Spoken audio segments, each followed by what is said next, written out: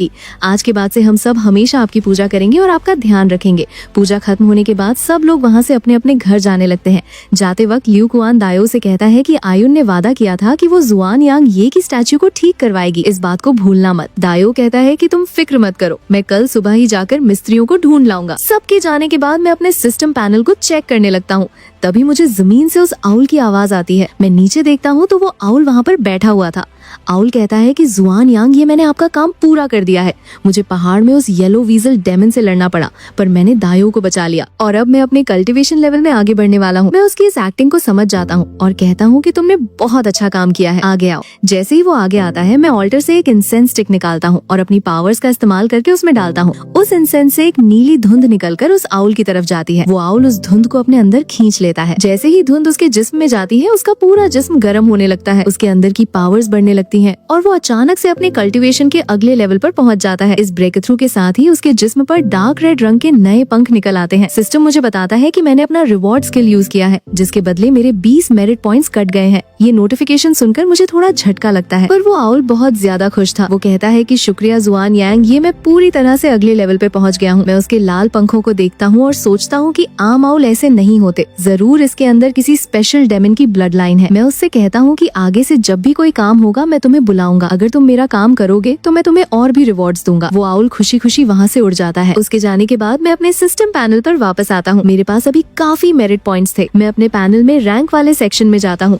और वहाँ पर 95 मेरिट पॉइंट्स ऐड कर देता हूँ। जैसे ही मैं पॉइंट्स ऐड करता हूँ, मेरे जिस्म से एक बहुत ही पुरानी और पावरफुल ऑरा निकलने लगती है। ये ऑरा मेरी स्टैच्यू से निकलकर पूरे मंदिर में फैल जाती है। एक बहुत ही तेज गोल्डन रोशनी पूरे कमरे को रोशन कर देती है। मैं महसूस करता हूँ कि मेरे अंदर एक नई ताकत और एनर्जी तेजी से बढ़ रही है। तभी सिस्टम की नोटिफिकेशन आती है कि होस्ट ने सक्सेसफुली अपना रैंक अपग्रेड कर लिया है और इस अपग्रेड के साथ मुझे एक नया और बहुत ही पावरफुल स्किल मिला है, जिसका नाम है हेवनली फिनोमिनन। इस स्किल की मदद से मैं अब आसमान के मौसम को अपने हिसाब से बदल सकता था। मैं जब चाहूँ बारिश करवा सकता था, मौसम साफ कर सकता था या फिर तेज हवाएं चला सकता था। ये मेरी पहली बड़ी ताकत थी जो मैंने इस गाँव में वापस हासिल की थी। अगले दिन सुबह का वक्त था और लियू दायो का पूरा परिवार मंदिर में आकर इंसेंस जलाता है और पूरी श्रद्धा के साथ मेरी पूजा करता है। थोड़ी ही देर में मंदिर के दरवाजे से एक और शख्स अंदर आता है। ये लियू कुआन था और उसके साथ एक अनजान आदमी भी था, जिसके हाथ में कुछ औजार थे। लियू कुआन सीधा आकर कहता है कि जुआन यांग ये न्यू मिस्त्री है, जिसे मैंने आपकी इस टूटी हुई स्टैच्यू को ठीक करने के लिए खास तौर पर बुलाया है। फिर वो मुड़कर उस मिस्त्री से कहता है कि न्यू भाई, अब तुम यहाँ आ ही गए हो तो जुआन यांग ये के सामने एक इंसेंस भी जला दो और उन्हें प्रणाम कर लो। पर वो न्यू मिस्त्री थोड़ा घमंडी और ओवर कॉन्फिडेंट लग रहा था। वो स्टैच्यू की तरफ देखकर हंसता है और कहता है कि तुम लोग इस पत्थर की टूटी हुई स्टैच्यू को ठीक करवाने में इतनी मेहनत और पैसा क्यों बर्बाद कर रहे हो? इससे अच्छा तो ये है कि तुम लोग भी हमारे न्यू गांव की तरह हुई लाओए की पूजा करना शुरू कर दो। अगर तुम उन्हें पूजोगे तो वो साल भर तुम्हारे मौसम को ठीक रखेंगे और तुम्हारी फसलों की पूरी तरह से रक्षा करेंगे। उसकी ये बकवास सुनकर लियू दायो को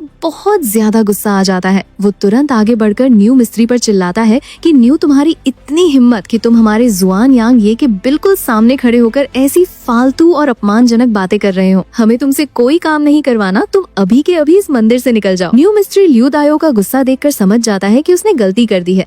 वो थोड़ा डर कर अजीब सी हंसी हंसते हुए कहता है कि ठीक है, गुस्सा मत करो, मैं तो बस ऐसे ही मजाक कर रहा था।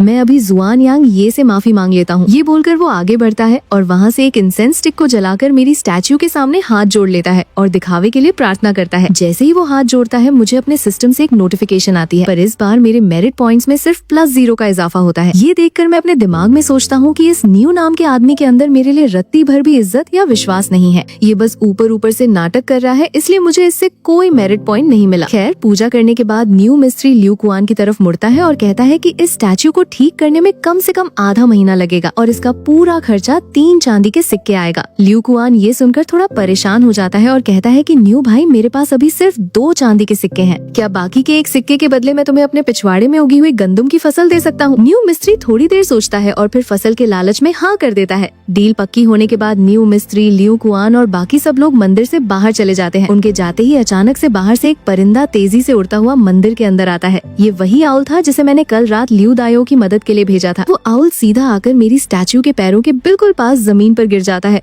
और लगातार अपने सिर को जमीन पर पटक पटक कर मुझे प्रणाम करने लगता है। वो कहता है कि जुआन यांग, ये कल रात वापस जाने के बाद से ही मेरे दिमाग में सिर्फ आपका वो शानदार और पावरफुल गोल्डन रूप घूम रहा है। मैं पूरी रात सो नहीं पाया, इसलिए मैं आज सुबह ही यहाँ आ गया ताकि मैं हमेशा हमेशा के लिए आपकी खिदमत कर सकूं और आपके साथ रह सकूं। मैं उसकी ये बातें सुनकर सोचता हूँ कि अभी मैं नया नया इस दुनिया में जागा हूँ और मुझे वाकई में किसी ऐसे शख्स की जरूरत है जो मेरे छोटे मोटे काम कर सके और बाहर की खबरें मुझे दे सके। मैं तुरंत अपनी आत्मा को स्टैच्यू से बाहर निकालता हूँ और एक ग्लोइंग रूप में उसके सामने आकर खड़ा हो जाता हूँ। मैं उससे कहता हूँ कि अगर तुम सच में पूरे दिल से मेरी खिदमत करना चाहते हो और मेरे साथ वफादार रहोगे तो मैं तुम्हें हर महीने एक इंसेंस स्टिक रिवॉर्ड के तौर पर दूंगा। ये सुनते ही वो आउल खुशी से पागल हो जाता है, उसकी आंखों में आंसू आ जाते हैं और वो बार बार मुझे शुक्रिया अदा करने लगता है। मैं उससे कहता हूँ कि आज के बाद से तुम मुझे जुआन यांग ये नहीं बल्कि शेनजुन कहकर बुलाओगे। वो तुरंत हाँ कर देता है और मुझे शेनजुन कहकर पुकारता है। फिर मैं उससे पूछता हूँ कि मुझे अपने बारे में कुछ बताओ, तुम्हारा नाम क्या है और तुम कहाँ से आए हो। आउल मेरी तरफ देखकर बताता है कि मैं असल में एक मादा बाज हूँ। एक बार अचानक से आसमान से बहुत ही खतरनाक आग बरसी थी जिसने मेरे घोंसले को पूरी तरह से जलाकर राख कर दिया था। उस आग में सब कुछ तबाह हो गया और सिर्फ मैं ही अकेली जिंदा बच पाई थी। जब मैं उस आग से बाहर निकली तो मैं डर और थकान के मारे बेहोश हो गई और जब मुझे होश आया तो आग बुझ चुकी थी, पर मेरे अंदर अचानक से एक नई समझ और ताकत आ चुकी थी जिससे मैं बोलने और सोचने लगी थी। वो आगे कहता है कि शेनजुन मेरा कोई नाम नहीं है, इसलिए क्या आप मुझे कोई नाम दे सकते हैं। मैं उसकी बड़ी बड़ी आंखों को ध्यान से देखता हूँ और थोड़ा मजाक करते हुए कहता हूँ कि तुम्हारी आंखें इतनी बड़ी हैं तो क्यों ना तुम्हारा नाम बड़ी आंख रख दिया जाए। ये सुनकर उस आउल के चेहरे पर एक बहुत ही अजीब सा डर और शर्म का एक्सप्रेशन आता है और वो पूरी तरह से शेम्ड हो जाता है।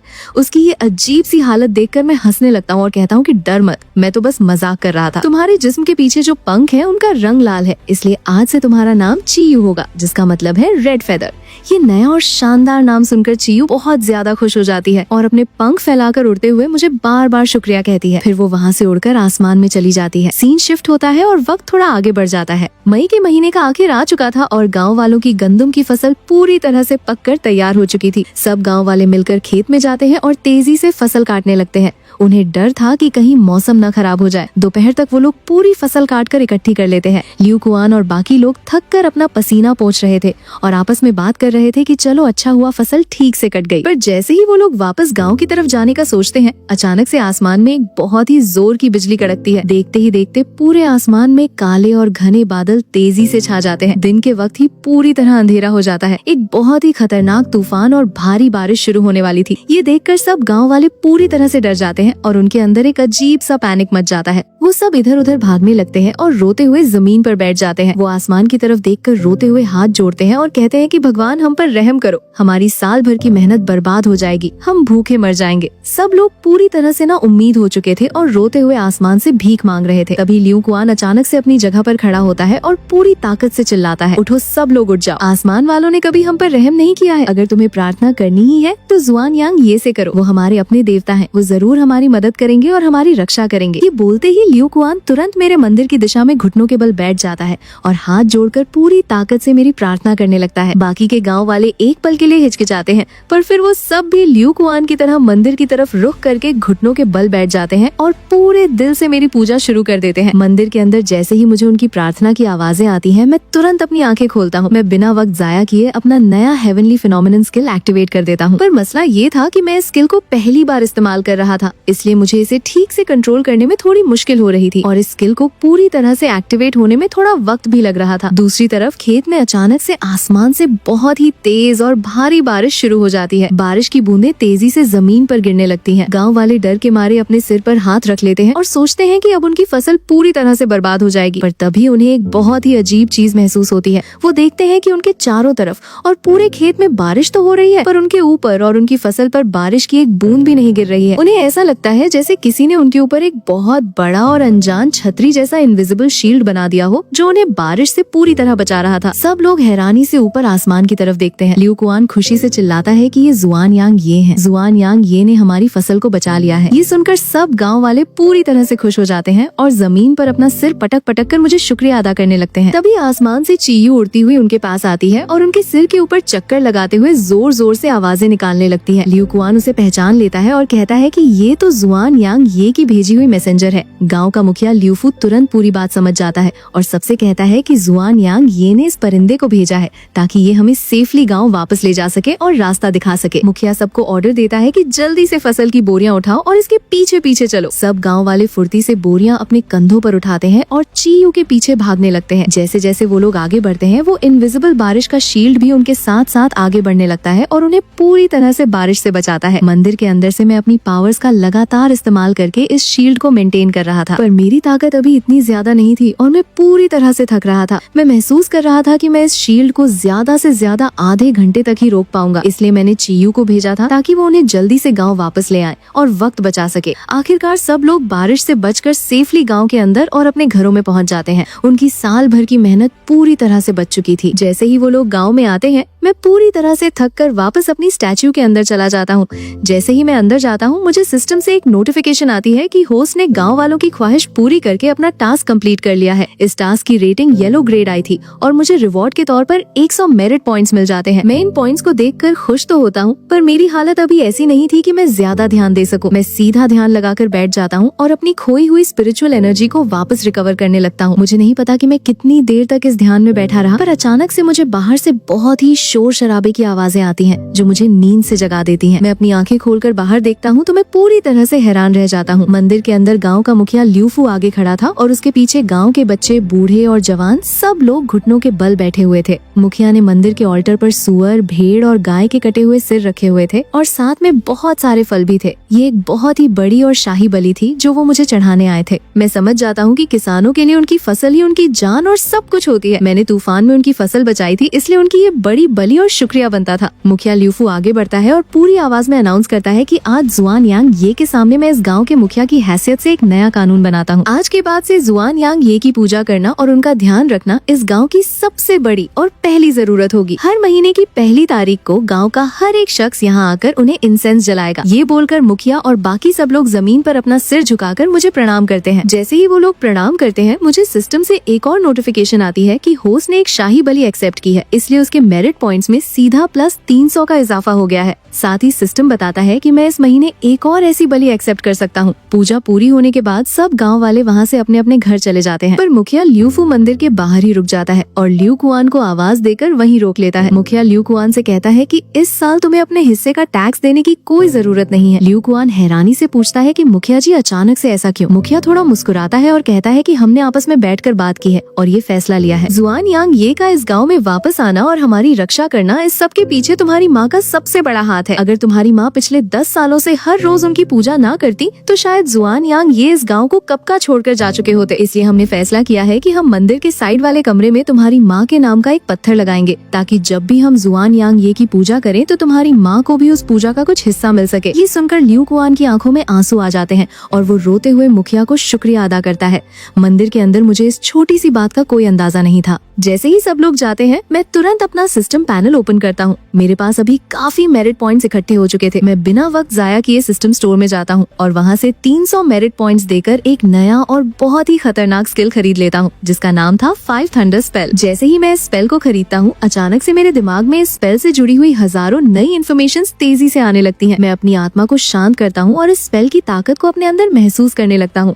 मैं अपने जिस्म के अंदर की स्पिरिचुअल एनर्जी को इकट्ठा करता हूँ और अपने हाथों की तरफ भेजता हूँ। जैसे ही मैं अपना हाथ आगे करता हूँ, हवा में अचानक से बहुत ही तेज बिजली कड़कने की आवाज आती है। मेरे हाथ के अंदर से एक बहुत ही तेज और खतरनाक नीली बिजली निकलने लगती है। मंदिर के अंदर बैठी हुई चियू इस बिजली की आवाज सुनकर डर जाती है और मेरी तरफ घबरा कर देखती है। मैं उस बिजली को अपने हाथ में पकड़कर मंदिर के बाहर देखता हूँ। बाहर आंगन में कुछ पुराने और टूटे हुए पत्थर के गोले पड़े थे। मैं अपना हाथ आगे करता हूँ और उस बिजली को पूरी ताकत से उन पत्थरों की तरफ फेंक देता हूँ। जैसे ही वो बिजली उन पत्थरों से टकराती है, एक बहुत ही जोर का धमाका होता है और वो पत्थर एक ही सेकंड में पूरी तरह से राख में बदल जाते हैं। चियू ये खतरनाक मंजर देखकर पूरी तरह से हैरान रह जाती है और उड़ते हुए आकर कहती है कि शेंजुन, आपकी ताकत तो बहुत ही जबरदस्त और लाजवाब है। मैं खुद भी इस स्पेल की ताकत देखकर थोड़ा हैरान था। मैं अपने हाथ को देखते हुए सोचता हूँ कि ये तो सिर्फ इस स्पेल का बेसिक अटैक था। अगर मैं इस स्पेल को पूरी तरह से मास्टर कर लूँ तो मैं आसमान से सीधा हेवनली थंडर्स को जमीन पर बुला सकता हूँ। सिस्टम ने मुझे इस बार कोई धोखा नहीं दिया था। ये वाकई में एक बहुत ही पावरफुल ताकत थी। अगले दिन 9 ड्रैगन्स टाउन के बाजार में बहुत ज्यादा भीड़ थी। एक मोटा सा अनाज का व्यापारी अपनी दुकान के बाहर खड़ा होकर जोर जोर से आवाजें लगा रहा था। वो चिल्ला रहा था कि गंदम का छिलका 50 वेन पर दान और सफेद आटा 300 वेन पर दान। उसकी ये आवाज सुनकर वहाँ पर खड़े लोग पूरी तरह से गुस्से में आ जाते हैं। एक आदमी चिल्लाता है कि तुमने फिर से कीमतें बढ़ा दी हैं। कल तो कीमत इससे कम थी। वो मोटा व्यापारी बड़ी बेशर्मी से मुस्कुराता है और कहता है कि अगर तुम्हें ये कीमत ज्यादा लग रही है तो अपने घर जाओ और इंतजार करो, शायद कल कीमत और कम हो जाए। उसकी इस बात से सब लोग और ज्यादा परेशान हो जाते हैं, क्योंकि पिछले दिन की बारिश की वजह से सबकी फसल बर्बाद हो चुकी थी और उनके पास अनाज खरीदने के अलावा कोई रास्ता नहीं था। तभी अचानक से बाजार के दूसरे कोने से एक बहुत ही बुलंद आवाज आती है, सफेद आटा सिर्फ 130 वैन पर दान। गांव वालों जल्दी आओ और देखो। सब लोग मुड़कर देखते हैं तो वहाँ पर गांव का मुखिया लियू फू खड़ा था और उसके पीछे गांव के लोग 10-15 बड़ी गाड़ियों में अनाज भरकर ला रहे थे। इतना सस्ता अनाज देखकर पूरे बाजार के लोग उनकी तरफ भागने लगते हैं। पल भर में ही उनकी गाड़ियों के चारों तरफ लोगों की भीड़ इकट्ठी हो जाती है। एक बूढ़ा आदमी आगे आकर हैरानी से पूछता है कि भाई तुम्हारे पास इतना अनाज कहाँ से आया? कल की बारिश ने तो पूरे इलाके की फसलों को बर्बाद कर दिया है, फिर तुम्हारा अनाज कैसे बच गया? लियू कुआन आगे आकर पूरे फखर से कहता है कि ये अनाज हमारे खेत का ही है, पर कल जब तूफान आया था तो हमारे गांव के देवता जुआन यांग ये ने अपनी ताकत से बारिश को रोक लिया था और हमारी फसल को बचा लिया था। ये सब उन्हीं का चमत्कार है। उसकी बात सुनकर वहाँ खड़े लोग आपस में बातें करने लगते हैं। एक आदमी आगे आकर कहता है कि ये तो बिल्कुल नामुमकिन है।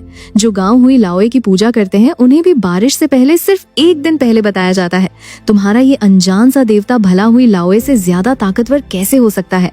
मुखिया लियू फू आगे आता है और कहता है कि अगर तुम लोग जुआन यांग ये पर विश्वास नहीं करते तो कोई बात नहीं। हम आज इतना सस्ता अनाज इसलिए बेच रहे हैं ताकि तुम लोग इन लालची और धोखेबाज व्यापारियों का शिकार ना बनो। पर जो कोई भी हमसे अनाज खरीदेगा उसे ये बात माननी पड़ेगी कि ये सब जुआन यांग ये का ही आशीर्वाद है। असल में कल की बारिश से आसपास के बहुत से गाँव की फसल बर्बाद हो चुकी थी और उन्हें इन व्यापारियों से महंगा अनाज खरीदना पड़ रहा था। इसलिए मुखिया ने फैसला किया था कि वो अपना अनाज सस्ते में बेचेंगे ताकि इस बहाने जुआन यांग ये का नाम पूरे इलाके में फैल सके और ज्यादा से ज्यादा लोग उनकी पूजा करने आए। एक आदमी हाथ जोड़कर कहता है कि लियू गांव वालों तुम्हारा बहुत बहुत शुक्रिया। लियू कुआन तुरंत उसे टोकता है और कहता है कि हमारा शुक्रिया मत अदा करो, अगर शुक्रिया अदा करना ही है तो जुआन यांग ये का करो। मुखिया सबसे कहता है कि कोई धक्का मुक्की नहीं करेगा, अनाज बहुत है। अगर यहाँ पर अनाज खत्म हो गया तो तुम लोग हमारे गाँव आकर भी खरीद सकते हो। दूसरी तरफ वो मोटा व्यापारी और उसके बाकी साथी ये सब देखकर गुस्से से आग बबूला हो रहे थे। उनका पूरा बिजनेस बर्बाद हो रहा था। वो मोटा व्यापारी अपने एक नौकर को बुलाता है और उससे कहता है कि तुम अभी के अभी न्यू गांव जाओ और वहाँ से न्यू हाई को बुला कर लाओ। यहाँ मंदिर में मैं ध्यान में बैठा हुआ था कि अचानक से मुझे दोबारा से बाहर लोगों की आवाजें आती हैं। मैं आंखें खोलकर देखता हूँ तो मुखिया लियू फू अपने साथ करीब 20-30 अनजान लोगों को लेकर मंदिर के अंदर आ रहा था। वो सब लोग आकर मेरी स्टैच्यू के सामने घुटनों के बल बैठ जाते हैं और हाथ जोड़कर प्रार्थना करने लगते हैं। एक आदमी कहता है कि जुआन यांग ये मैं हुआंग गाँव से हूँ, दूसरा कहता है कि मैं मा गाँव से हूँ, तीसरा कहता है कि मैं ली गाँव से हूँ। हम सब यहाँ पर आपका शुक्रिया अदा करने आए हैं। मुझे तुरंत सारी बात समझ आ जाती है। ये वही लोग थे जिन्होंने मुखिया से सस्ता अनाज खरीदा था। मुखिया ने कितनी चालाकी से इन सब लोगों को यहाँ लाकर मेरा फॉलोअर बना दिया था। मैं इन नए मेरिट पॉइंट्स को देखकर मुखिया की चालाकी की तारीफ करता हूँ। तभी अचानक से लियू कुआन भागता हुआ मंदिर के अंदर आता है। उसकी सांस फूली हुई थी। वो आकर मुखिया से कहता है कि मुखिया जी बाहर कुछ लोग आए हैं जो हमसे अनाज मांग रहे हैं। वो लोग लाओए मंदिर से आए हैं। ये नाम सुनते ही मुखिया के चेहरे का रंग उड़ जाता है। वो तुरंत उठता है और तेजी से मंदिर के बाहर भागता है। जैसे ही वो गाँव के एंट्रेंस पर पहुँचता है वो देखता है कि वहाँ पर कुछ लोग खड़े थे और उनका लीडर वही न्यू हाई था।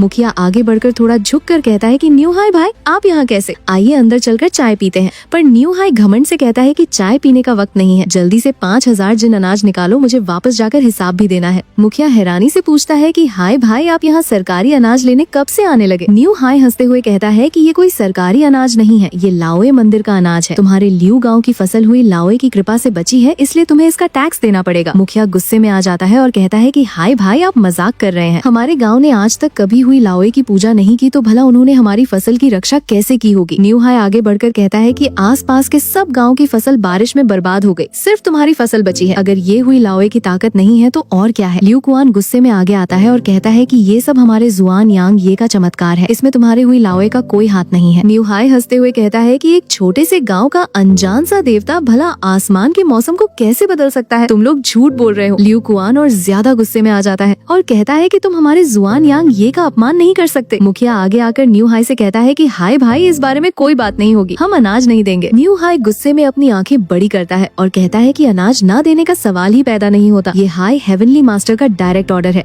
हाई हेवनली मास्टर का नाम सुनते ही वहाँ खड़े सब गाँव वाले डर के मारे पीछे हट जाते हैं। हाई हेवनली मास्टर इस पूरे इलाके का सबसे ताकतवर आदमी था, पर मुखिया लियू फू अपनी जगह पर मजबूती से खड़ा रहता है और कहता है कि मैंने कह दिया ना हम अनाज नहीं देंगे। न्यू हाई गुस्से में मुखिया की तरफ उंगली उठाता है और कहता है कि ठीक है मैं वापस जा रहा हूँ, मैं हाई हेवनली मास्टर को जाकर सब कुछ बता दूंगा, फिर देखना तुम्हारा क्या हाल होता है। ये बोलकर वो वहाँ से गुस्से में चला जाता है। उसके जाने के बाद मुखिया पीछे मुड़कर गाँव वालों की तरफ देखता है और पूछता है कि क्या तुम जानते हो कि मैंने उन्हें अनाज देने से इनकार क्यों किया? सब गाँव वाले नामे सिर हिलाते हैं। मुखिया कहता है कि ये अनाज हमारे जुआन यांग ये ने तूफान से लड़कर हमारे लिए बचाया था, अगर हम इसे उठाकर किसी और को दे देंगे तो ये जुआन यांग ये का बहुत बड़ा अपमान होगा। ये सुनकर सब गाँव वाले एक साथ कहते हैं कि हाँ हम जुआन यांग ये को कभी धोखा नहीं देंगे। मुखिया कहता है कि कि तुम सब अपने घर जाओ, मैं जाकर जुआन यांग ये से इस बारे में पूछता हूँ। मुखिया मंदिर में आता है और मेरी स्टैच्यू के सामने खड़ा होकर मुझे पूरी बात बताता है। वो कहता है कि जुआन यांग, ये क्या मैंने उन्हें अनाज न देकर गलती की है। अगर आपको लगता है कि हमें अनाज दे देना चाहिए तो इस सिक्के को सीधा गिरने दीजिए। वो अपने हाथ से एक सिक्का हवा में उछालता है, पर सिक्का जमीन पर गिरकर उल्टा आता है। वो दोबारा उछालता है, फिर उल्टा आता है। वो तीसरी बार उछालता है